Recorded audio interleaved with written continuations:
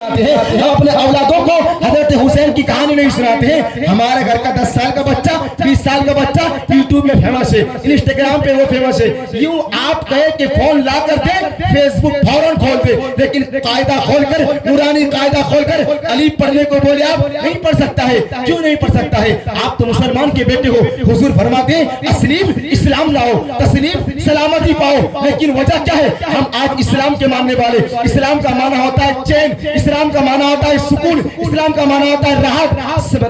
लेकिन सोचने की बात है, जो नबी ने इतना प्यारा इस्लाम लाकर दिया, जो नबी इतना खूबसूरत दीन लाकर हमें दिया, आज उसी दीन के मानने वाले हैं, उसी इस्लाम के मानने वाले हैं। हमें हो क्या गया है कि हमारे कौम के बेटे रास्ते पे कट रहे हैं, हमारे कौम की बेटी की इज्जत और आबरू रास्तों पे उड़ रहा है। शर्म की बात है कि ईद का मौका हो, कुर्बानी का मौका हो, मुहर्रम का मौका हो, रबीउल अव्वल का मौका हो, हमारे कौम की बेटी पार्क जाएगी घूमने के लिए, हमारी कौम की बेटी छोटी छोटी कपड़े पहनकर अपनी इज्जत और आबरू बाजारों पे जाके लुटाएगी। और कौम मुसलमानों, आप ये ना सोचे कि आप बच जाएंगे, कयामत का दिन होगा, हश्र का दिन होगा। हजरत फातिमा रज़ियल्लाहु ताला अन्हा हर औरत से सवाल करेगी, हर माँ से सवाल करेगी, प्रश्न करेगी, ये बता मेरे पास तो 2 लड़का था, 2 बेटा था, खुदा की राह में कुर्बान कर दिया, तुम्हारे पास 4 थे, तुमने क्या किया? हर मर्द से हजरत अली रज़ियल्लाहु ताला अन्हु सवाल करेंगे,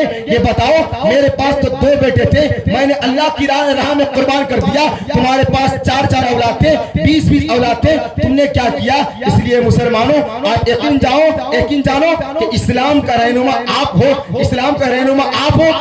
मतलब ये मैं क्या अर्ज करूं हजरत शायर इस्लाम साहब, सोचने की बात है, हमारे कौम का बेटा मारा जा रहा है, हमारा कुरान जलाया जा रहा है, हमारे नबी को बुरा भला कहा जा रहा है, मुसलमान को आतंकवाद कहा जा रहा है, हमारा कौम का बेटा शराब के अड्डों पे जाके बैठ रहा है, हमारे कौम का बेटा जुओ के अड्डों पे जाके बैठ रहा है। वो मुसलमानों, तुम इसलिए नहीं बनाए गए हो, तुम इसलिए बनाए गए हो एक खुदा के आगे सजदा करो, हुजूर के फरमान के मुताबिक चलो। मुसलमानों, मैं जो अर्ज कर रहा था, मैं जो बात अर्ज कर रहा हूँ, मेरी बात का पूरे निचोड़ इस बात पे है, ईमान को सलामत करे, ईमान को मजबूत करे। अगर आप ईमान को सलामत नहीं करेंगे, यकीन जानो आज फिलिस्तीन में कौम मुसलमान का बेटा कट रहा है, शहीद हो रहा है। कल तुम्हारे आंखों के सामने तुम्हारे बेटे को मारा जाएंगे, कल तुम्हारे आंखों के सामने तुम्हारी बेटी की इज्जत लूटी जाएगी। तुम क्या करोगे? इतनी गैरतमंद हो चुका है मुसलमान कि सोचने की बात नहीं, शर्म की बात है। आज हमारे कौम की बेटी बाप से कहती है, अब्बू जान कल परीक्षा है। क्या कहती है? अब्बू जान कल परीक्षा, स्कूल में टेस्ट देना है। रात भर व्हाट्सएप फेसबुक पे बिजी है। सोचने की बात है, बाप जाकर कभी झांक कर नहीं देखता, मेरी बेटी कर क्या रही है, मेरा बेटा कर क्या रहा है। वो बाप अगर एक थप्पड़ भी मारेगा ना, 110 बार नहीं 100 बार सोचेगा कि बेटी को मारे तो कैसे मारे। हाँ, वो बाप मार सकता है जो 5 वक्त की नमाज पढ़ता होगा, रात में इशा की नमाज पढ़कर तहज्जुद के लिए सो जाता हो, फिर ये मतलब दिल में ख्याल लाता हो कि सुबह होगी तो फजर की नमाज अदा करूंगा। वो बाप अपनी बेटी को तरबियत सिखा सकता है, वो बाप अपने बेटे को तरबियत सिखा सकता है। इसलिए मुसलमानों, ये शादी खाना है, ये हुजूर की सुन्नत है, शादी हुजूर की सुन्नत है। इस तरह जाया करो शादियों में कि बाराती आप बन के जा रहे हो। मतलब मैं बोला ना कि कम वक्त में मैं तकरीर को कहां से कहां ले जाऊं, मुझे समझ में नहीं आ रहा है। मैं तकरीर खत्म करूंगा इंशाअल्लाह तबारक व तआला। आप ये सोचिए कि हम अपने घर के बेटे को, हम अपने घर के लड़कों को जब बेटी के घर वालों के पास आते हैं, भिखारी बना देते हैं, भिख मांगता। 2 लाख रुपया खर्च करेंगे हम, 2 लाख रुपया दावी करेंगे, एक बाइक चाहिए, एक गाड़ी चाहिए, जमीन चाहिए। शर्म के मारे डूब मारो, तुम लड़के हो, मर्द हो, ना मर्द नहीं हो। वो गरीब की बेटी, बाप पता नहीं 10 साल 20 साल से नौकरी गुलामी कर करके पैसा इकट्ठे किया होगा बेटी की खातिर कि मेरी बेटी जवान होगी तो मैं कोई अच्छा रिश्ता देकर निकाह कराऊंगा। और आप यकीन जाने कौम मुसलमान में बहुत सारे बेटी ऐसी हैं जो गरीब बाप की बेटी है, वो फांसी के फंदे पे लटक जाती है, नजर आती है लटकती हुई। क्यों पता है? जब वो देखती है ना कि बगल वाले घर पे उसका बाप उसको डिमांड में दावी में कार दिया, गाड़ी दिया, 2 लाख रुपया कर्ज दिया, 7 भरी सोना दिया, तो गरीब की बेटी ना सोचती है जब रिश्ता आता है गरीब बाप के घर पे तो डिमांड के बिना पर रिश्ता कट जाता है, तब बेटी बाप की इज्जत को बचाने के लिए फांसी के फंदे पे जाकर लटक जाती है। ये हमारा इस्लाम है, ये हमें कुरान तालीम सिखाता है, ये हुजूर से मोहब्बत करने वाले हैं। सोचने की बात है, आप नारा लगाते गौस का दामन नहीं पड़े, नहीं छोड़ेंगे। मदीना देखने की तमन्ना बहुत रखे, चेहरे पे दाढ़ी है, हुजूर फरमाते कब्र पे जाओगे, आखिरी सवाल बुखारी शरीफ के अंदर, मुस्लिम शरीफ के अंदर है, मां कुंत कुल फिकर हाजिर रसूल, जब मुनकर नकी उठाकर सवाल करेगा, बता इसके बारे में तेरा क्या ख्याल था, क्या कहता था? अब बता, हुजूर फरमाते जिसके चेहरे पे दाढ़ी नहीं होगी मैं चेहरा फेर लूंगा। कब्र पे अगर हुजूर काम नहीं आएंगे तो हशर में कहां से काम आएंगे?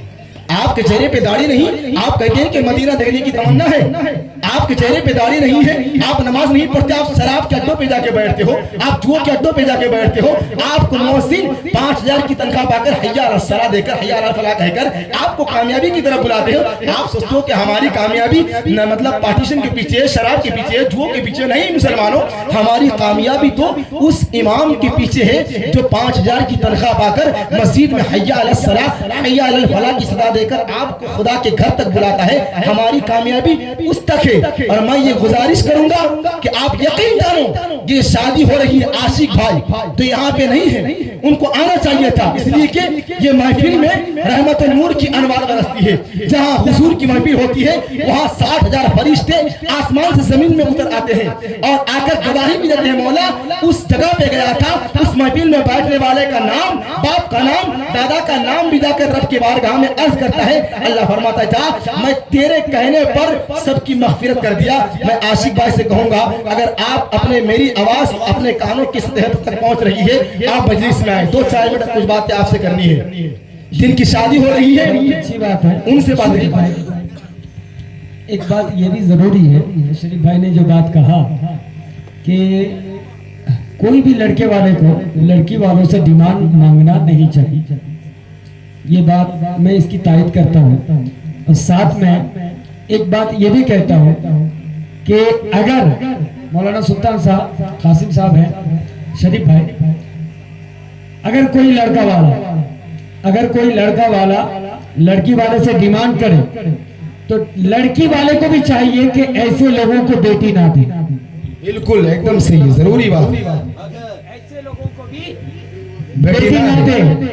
आजकल ये शरीफ भाई बोले ना कि बेचारा एक बाप ना जाने कितने दिनों से पैसा को इकट्ठा करके सोचते हैं कि हम अच्छा रिश्ता करेंगे। अरे यार, तुम इस नियत के साथ पैसा जमा रहे हो कि अच्छा रिश्ता, मतलब उससे मुराद क्या है? अच्छा रिश्ता से मुराद आज दुनियादार यही समझते हैं कि पैसे वाले को देख करके देंगे।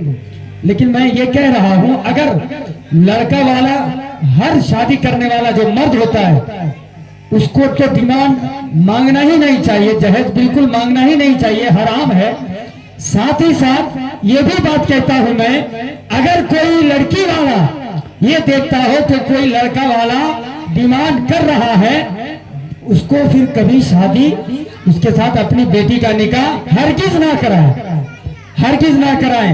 और बेटी वालों को भी मैं ये पैगाम देता हूं कि आप, क्योंकि लड़की की तो हर किसी की जरूरत है, एक मर्द लड़का औरत के बगैर जी सकता है क्या? जी सकता है? नहीं जी सकता है। और एक मर्द औरत के बगैर जी नहीं सकता, एक मर्द औरत, मतलब एक औरत मर्द के बगैर जी नहीं सकता। तो एक दूसरे को जरूरत है, तो फिर इस बीच में इतना ज्यादा नौटंकी क्यों? लड़की वाला को भी चाहिए, दामाद डिमांड करे या ना करे, उसको कुछ भी ना दे, कुछ भी ना दे। 1 मिनट मुख्तसर, ठीक है, हक बात, एक मैसेज जो जरूरी है, आज इस महफिल से इस मैसेज को नहीं देंगे तो किस महफिल से देंगे, है ना?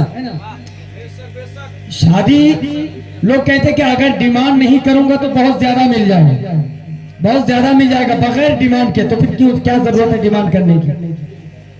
मैं कहता हूं कि लड़की वाला को भी चाहिए, डिमांड करे या ना करे वो तो बहुत दूर की बात है। तुम शादी अगर करा रहे हो ना, बेटी की निकाह अगर करा रहे हो, तो तुम सिर्फ और सिर्फ ये करो, जितने बारात आएंगे सिर्फ मेहमान नवाजी करो, मामला खत्म करो। ये खाट पलंग ड्रेसिंग टेबल अलमारी ये सब भी मत दो। अगर तुम दे रहे हो ना, डिमांड नहीं कर रहा है, फिर भी तुम अपने से दे रहे हो ना, तुम उसकी लालच को बढ़ा रहे हो, इसमें तुम भी गुनाह में शामिल हो रहे हो।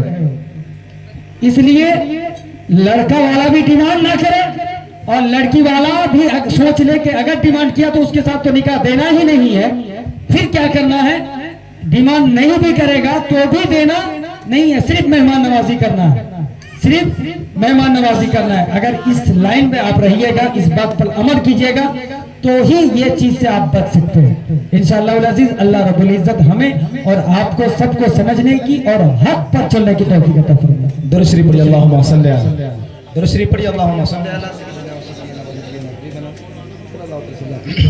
मुझे तकरीर कर रहा था, वो भी हजरत जो है वो भी मेरी बातें बोलने की मतलब मेरी बातें नहीं, हुजूर की बातें, मतलब जो मैं तकरीर कर रहा था वही बात वो भी अर्ज कर रहे थे इंशाल्लाह, ताकि आपको समझाने के लिए। आप लोगों को समझ में आया? दोनों की बात एक है, घबराइए मत। यहाँ पे लड़ाई या झगड़ा नहीं हो रहा आलिम के अंदर। वो मतलब इसलाह कर रहे थे, वो अच्छी बातें बता रहे थे कि लड़का वाला अगर, हम जो बोला ना कि लड़का वाला अगर डिमांड करता है, तो ये क्या कह रहे थे कि अगर लड़का वाला डिमांड करे तो लड़की वाला को चाहिए उनके घर में रिश्ता ना कराए। वो भी अच्छी बातें बयान कर रहे थे आप। बहरहाल 2-4 मिनट और सुन लीजिए, दिल लगाकर बोलो सुभान अल्लाह, और जोर से बोलो या रसूल अल्लाह। अगर मेरी बातों से किसी को तकलीफ हो रही है तो आप मुझे माफ कर दें, लेकिन जो हक बातें हैं, हक बातें मैं बयान कर रहा हूँ। हुजूर फरमाते हैं कि असलीम इस्लाम लाओ, तस्लीम सलामती पाओ। इस्लाम में आने का मतलब सलामती, सुकून, शांति। लेकिन सोचने की बात है, आज हमारे घरों पे शांति है क्या? शांति हमारे घर पे है? वो बीमार शांति की बातें नहीं कर रहा हूं मैं, जो चैन राहत सुकून की बातें कर रहा हूं मैं। आज जिनकी शादी हो रही है, मैं उनसे अर्ज करना चाहता हूं, उनकी तरह मुखातिब होकर, फिर उधर से पलटकर आप लोगों से भी, बाप और माँ ये दोनों की मोहब्बत बड़ी मोहब्बत है। आप रातुनिया की सरजमी पर बैठकर आप बीमार हो, बरेली शरीफ में फोन करके फरमाए कि पीर साहब, मुर्शिद साहब, अपने पीर से मेरे लिए दुआ फरमा दें आप। अगर आपकी माँ आपसे नाराज है ना, तो मुर्शिद की दुआ भी काम नहीं आएगी। ये हक बात है, और मेरी इस हक बातों को बड़े बड़े पीरों को भी ध्यान लग जाता है। सबसे बड़ा अगर पीर कोई है तुम्हारे पास, मुर्शिद है, तो बाप और माँ है। हमें हो क्या गया है, हमारे घर पे पीर आता है, बाजार का सबसे बड़ा मछली पीर साहब खाएगा, सबसे ज्यादा फल है पीर साहब खाएगा। पलट के कभी देखा नहीं कि माँ घर के अंदर क्या कर रही है, पलट के कभी देखता नहीं कि बाप क्या कर रहा है। ये सोचने की बात है, हमारे अंदर कमजोरी है। एक माँ की तमन्ना होती है कि जब मेरा बेटा बड़ा हो जाए, उरूस तक पहुंच जाए, मैं अपने हाथों से बेटे का सेहरा बांधूंगा, फूल का माला पहनाऊंगा, फिर वो शादी में जाएगा, निकाह करेगा, घर पे एक दुल्हन को लाएगा। बड़ी तमन्ना लेकर वो बैठती है घरों के अंदर। मतलब एक दिन के बच्चे को 20 साल तक जवान करती है। जवान करने में अपने जिगर के खून के दिल को खून को दूध बनाकर पिला पिलाकर बूढ़ी हो जाती है। सर के बाल सफेद हो जाते हैं। एक बाप नौकरी कर करके, गुलामी कर करके उसके औलाद के खातिर चोरी चमारी भी करता है, औलाद को परवरिश करने के लिए। ये तमन्ना रखता है कि जब मेरा बेटा उरूस तक पहुंचेगा, बड़ा होगा, उम्र होगा, तो एक निकाह कराऊंगा, बहू लाएगा तो मेरी खिदमत करेगा। लेकिन सोचने की बात है, ताज्जुब की बात यह है, आज हमारे कौम मुसलमान के अंदर अक्सर और बेशतर ये पाया जाता है, जब बेटा को बीवी मिल जाता है ना, जब बेटा निकाह कर लेता है, घर आने के बाद बाप माँ को तो इस नजर से देखता है कि बाप को बाप बोलने में शर्म लगता है, लेकिन ससुर को बाप बोलता अब्बा जी, माँ को माँ नहीं बोलता। जो सास है उसको बोलता है अम्मा जी। वो नादान जरा उसको जो साला आ जाए, साला को 1000 रुपया खर्च कर देगा। कभी पलट के अपने भाई को देखा है क्या? भाई क्या खा रहा है? पलट के भाई को कभी देखा? ये तीसरे की बात नहीं साबिर भाई, ये पैगाम दे रहा हूं, इस पे अमल कीजिए आप। नारे तकबीर, नारे रिसालत, मौलाना मुफ्ती सैयद शरीफ हाशमी सैयद भी नहीं, मुफ्ती भी नहीं। बहरहाल जो भी है इंशाल्लाह हुजूर का गुलाम है, आप भी गुलाम है। গোলাম মা বাপকে নিচে জরু তুমি एकदम सही। এইটাই কওগে बाप माँ के कदम के नीचे क्या है? जन्नत है। और हुजूर ने फरमाया जब शादी करो तो बीबी के हुकूक को भी अदा करना चाहिए। हुजूर क्या फरमाते हैं कि तुम दिन भर अगर काम काज पे लगे हो, মানে মা বাপকে साबिर भाई आराम से महफिल में हो रहा है। आप यकीन जाने अगर आपकी बीबी भूखी मर रही है, आप नमाज पे नमाज अदा कर रहे हैं, आपकी नमाज लेकर चली जाएगी। हुजूर ने फरमाया अगर बीबी है, सौजा है, उसका हुकूक भी अदा करो। लेकिन सोचने की बात यह है जो इंसान 5 वक्त की नमाज में 1 वक्त भी नहीं पढ़ता हो, जो खुदा का हक नहीं अदा करता है, तो बीबी का हक कहां से अदा करेगा? कहते इमाम साहब ताबीज दे दीजिए, मेरा बेटा नशा कर रहा है, मेरा बेटा बीबी के हक में बातें कर रहा है, माँ के खिलाफ खड़ा हो गया है, ताबीज से तुम्हारा बेटा सही होगा? तुम बचपना में इस्लाम नहीं सिखाए हो। अगर तुम हुजूर का पैगाम अपने औलादों को सिखा देते तो आपका बेटा नशा की तरफ नहीं आता। साबिर भाई एक पैगाम दे रहा हूँ, ये महफिल मिलाद है, मैं तकरीर खत्म कर रहा हूँ इंशाअल्लाह। आपके इलाके में शराबी है, जुआड़ू है, नशाखोर है, पत्ते खाने वाले हैं, मैं क्यों करूं आपको पता है, आप मेरे दोस्त हैं बचपन के।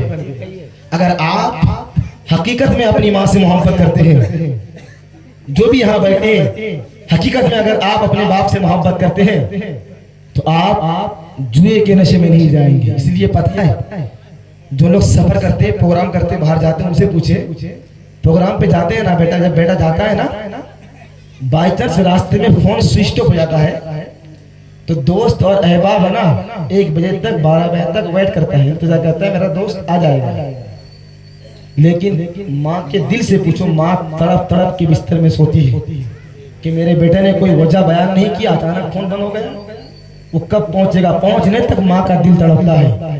साहब ये हंसने की बातें नहीं है, अपनी माँ को ना रुलाया करो, बीबी का मकाम बीबी को दो, माँ का मकाम माँ को दो, लेकिन सिर्फ माँ को ही मतलब मोहब्बत करो। हुजूर ने तो ये नहीं कहा कि सिर्फ माँ से ही मोहब्बत करो, बीबी के हक को भी अदा करने को हुजूर ने कहा है। जो जिनका मतलब निकाह हो चुका उनको पता है। मैं मतलब तकरीर कहाँ से कर रहा था, कहाँ पहुंच गया मैं, इसलिए कि टाइम कम है। बहरहाल आप अपने ईमान को सही सलामत कीजिए, ईमान तो है, ईमान को मजबूत कीजिए।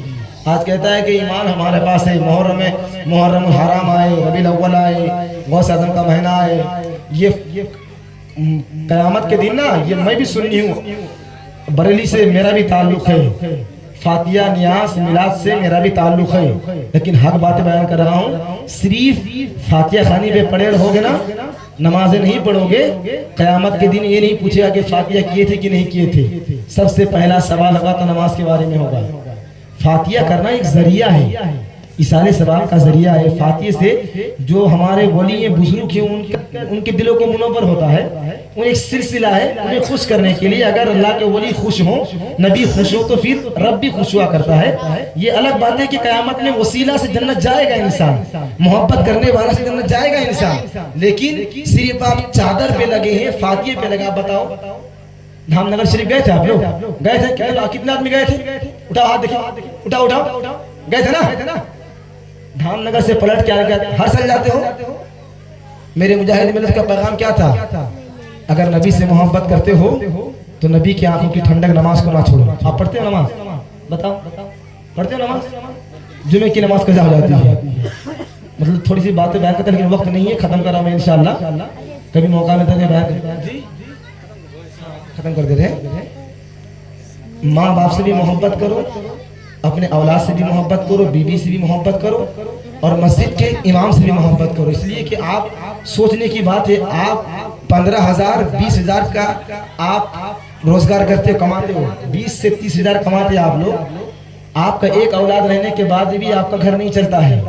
एक मस्जिद का इमाम आपको कामयाबी दिखाता है, जन्नत का रास्ता बताता है, आपका अकीदा ईमान सही करता है। आपकी इमाम का तनख्वाह कितना है? 6,000 7,000? आप सोच के देखो, आपके मस्जिद का इमाम का तनख्वाह कितना है? 6,000 7,000, और आपका तनख्वाह 20,000 है। आपका घर नहीं चलता है। आप कहते हैं कि इमाम के पैसे में बरकत है, तो एक काम करो 6000 मेरा ले लो, तुम्हारा 15,000 दो मुझे, एक महीना के लिए देखते हैं बरकत है कि नहीं है। क्या हम जलसा करते हैं, मुफ्ती साहब को बुलाएंगे, पीर साहब को बुलाएंगे, आकर 10 घंटे मतलब 2 घंटा हिला डोला कर तकरीर करके माइक को तोड़ फाड़ के चले गए, सुबह की नमाज गायब। कभी आप पलट के देखें मेरे मस्जिद का इमाम रात में ठंडी मौसम में सोता कैसा है, ठंडी के लिए सामान के नहीं है। अरे जब मस्जिद पे जुमे की नमाज के लिए जाओ तो इमाम साहब से हाथ मुसाफा कर लो, 100 रुपये 50 रुपये, तनख्वाह कितना 6000 की। आप बताओ एक पायलट का जो होता है ना ड्यूटी 12 घंटा 14 घंटा, एक इमाम 24 घंटा की ड्यूटी करता है। रात 2 बजे भी कॉल करो तो बच्चा को बुखार है, वो फूंक देने के लिए उठ के आएगा। आपका रहनुमा ईमान है, लेकिन आप क्या करते हो? आपके हक में कब दुआ करेगा? जब आप उनका ख्याल करेंगे। अल्लाह तबारक व तआला कम वक्त में जो बातें बयान की, अगर मेरे बोलने में आपके सुनने में कुछ की खामी गलती हो, आइए सब मिलकर अल्लाह की बारगाह में सच्चे दिल से अच्छे दिल से नबी को हाजिर और नाजिर मानकर तौबा इस्तग़फ़ार करते हैं। पढ़िए अस्तग़फ़िरुल्लाह रब्बी मिन कुल्ली या नबी सलाम अलैका, या रसूल सलाम अलैका, या हबीब सलाम अलैका, सलवातुल्लाह अलैका, रहमतों के ताज वाले, दो जहां के राज वाले, अर्श के मेराज वाले, आसियों के लाज वाले, या नबी सलाम अलैका, या रसूल सलाम अलैका, या हबीब सलाम अलैका, सलवातुल्लाह अलैका। जिसने ये महफिल सजाया और जो सुनने को आया, जिसने भी और जो सुनने को आया और जिसने भी सुनाया, इन पर हो रहमत का साया, या नबी सलाम अलैका, या रसूल सलाम अलैका, सलवातुल्लाह अलैका, अस्सलामु अलैका रसूलुल्लाह, अस्सलातु वस्सलामु अलैका नबी अल्लाह, अस्सलातु वस्सलामु अलैका जनाब मोहम्मद।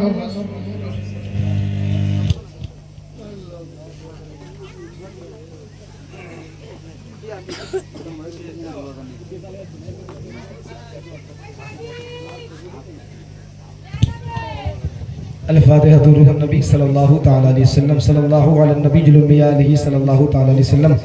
बकारे खिशराना मगसनी या रसूल अल्लाह, परेशान मगसनी या रसूल अल्लाह।